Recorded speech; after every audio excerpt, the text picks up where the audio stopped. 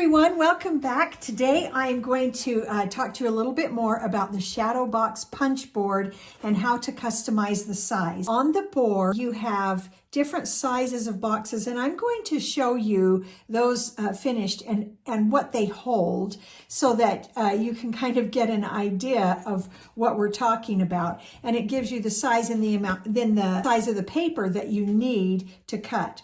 So this is the 2x2. It's so tiny. I showed you how to make that in my last video, and it holds one little dove-sized heart. Oh, that's that one. This is the 3x3, and this holds two of those hearts. I'm just putting something in them to show you how much they'll hold. This one is the 4x4, and the inside opening is the size of one bag of Welch's fruit snacks. So if you have things like jewelry or I don't know, crafting embellishments, those kinds of things, it'll hold that. And then this is the 5x5, and it holds about 8 Smartie candies, okay? So that is the size that is shown. And because most of the paper we have is 12x12, you really can't go much bigger than that. The 5 requires a 9x9 piece of paper, and so with a 12-inch piece of paper, you would have a box that's about 8 inches square, and so the opening would be about 7x7, is about the biggest you can go if you are using 12x12 paper. But I want to show you how to make a box that's not square, how to make a rectangle. So I showed this in the last one, how to make a box, and then we're filling it with hearts and some things. And so let me show you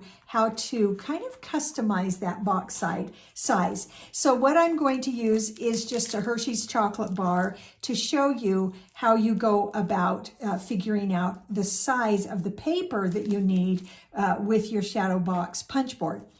So the first thing you're going to do is measure your item. And so I'm just measuring here on my grid on my glass mat. And this candy bar measures about 2.5 by 6.5. And let me show you, I write this stuff down, and I actually have a paper that's specific for the Hershey bar.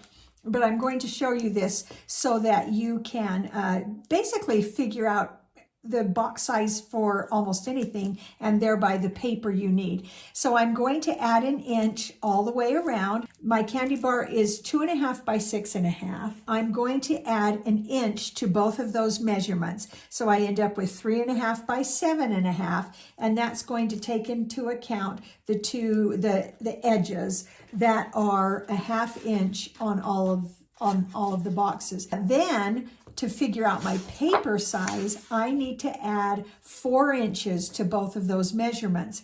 So to make a box just the size for a candy bar, I need a paper that is 7.5 inches wide by 11.5 inches long. And since most of my paper is 12x12, that'll work for what I need to do.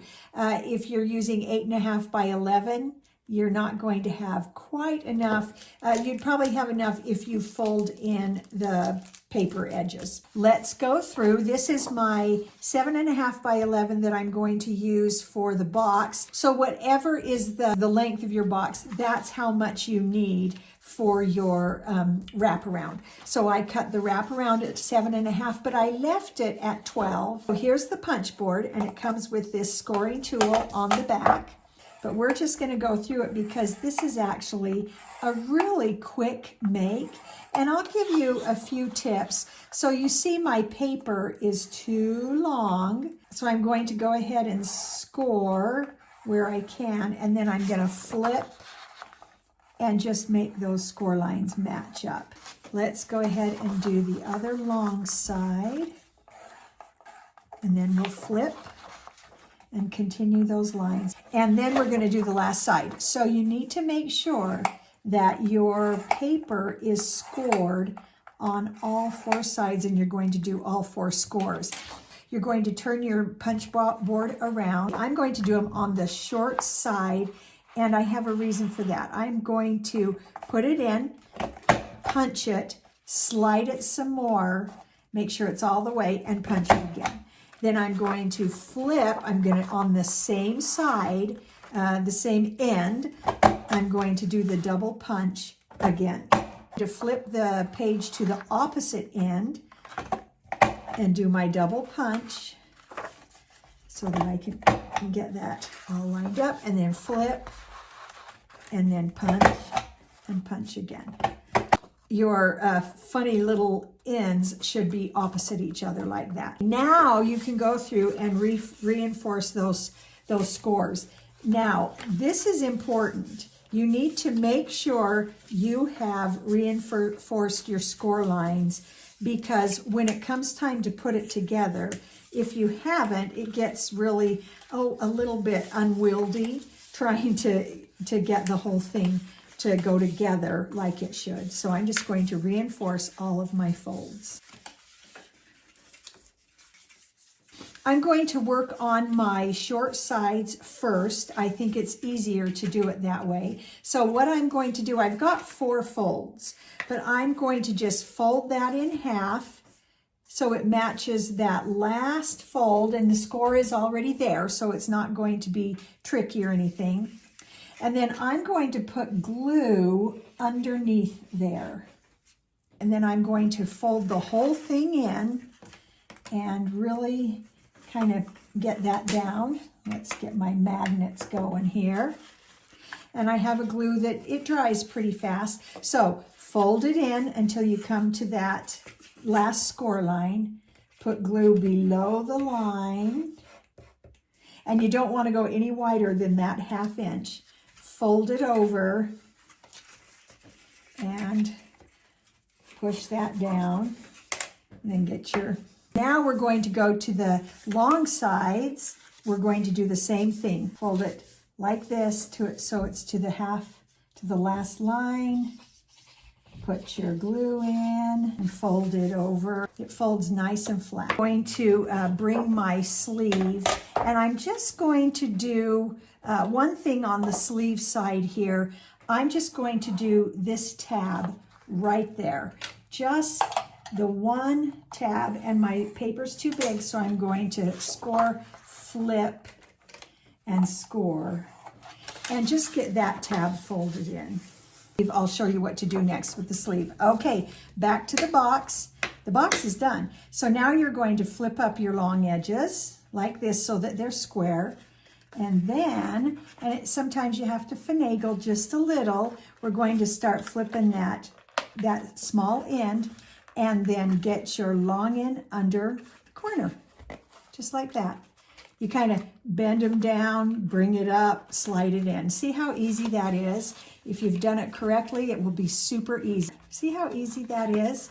So your short end, your pokey end, is going to go on top of the long end. So it goes together like that. So now I'm just going to come back through, and I can bring this down, put a little glue just in a little triangle in that corner, and stick it in. All right, and look how cute that is with the polka dots. Oh, I love it. We go ahead and put our weights on there and just give it a couple of minutes. So now I need to figure out my sleeve. And so what I want to do is put this, I have that folded end. I'm going to set my box in, and then I'm going to put it on my punch board and just see where the end of that comes. So when I look at it, this is coming to this notch at 3. So what I'm going to do is put my paper back in, and I'm going to leave this end folded like this. And then I'm going to, I need to turn this, and I need to make sure, here's the 3, I'm going to score both of those that are at the 3 and through, and then we can go ahead. And I like to, when I reinforce the folds, just make sure that my paper is lining up on those sides, and then I can go ahead and do that. Now if I put my box back in, I can see that it's matching up just right.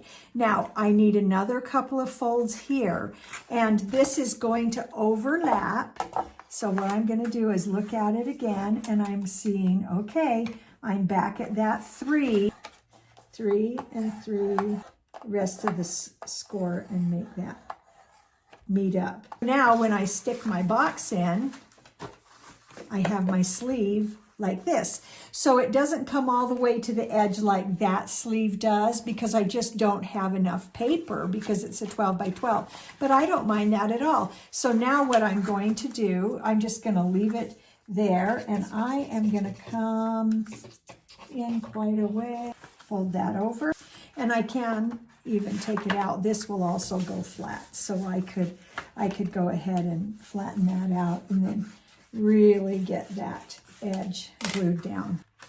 There. Okay, so now you've got the sleeve that covers the whole box, and the box easily slides in and out. I love how we have the yellow stripe, yellow polka dot. Okay, so let's put our candy bar in.